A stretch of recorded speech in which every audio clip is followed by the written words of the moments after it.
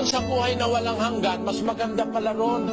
Papahirin niya ang bawat luha sa kanilang mata, hindi ka na iiyak doon, hindi ka na sasamahan loob, hindi ka na magdaramdam, wala nang magnanakaw, wala nang mang-aapi, wala nang magsisinungaling, wala nang magagalit, hindi na magkakaroon ng kamatayan, hindi na magkakaroon ng dalamhati o ng panambitan o ng hirap pa man. Sabi ng salita ng Diyos, ang mga bagay ng una ay naparang na. Ang papangunahin sa lahat, sa mundo, dapat unang-una nating matanggap, mamamatay talaga tayo Hindi natin dapat na iwasan yung notion na mamamatay tayo isang araw.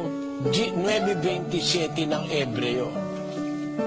At kung paanong itinakda sa mga tao ang mamatay na minsan, at pagkatapos nito ay ang paghuhukom. Kita mo, nakatakda yun yung kamatayan ng tao. Kaya makikita mo, mismo yung katawan is a witness na mamamatay tayo Dati yung balat mo, maganda. Pag tumatanda ka, marami ng piligis, marami ka nang nararamdaman. Unti-unti, pinaparamdam na sa'yo, you are nearing the end.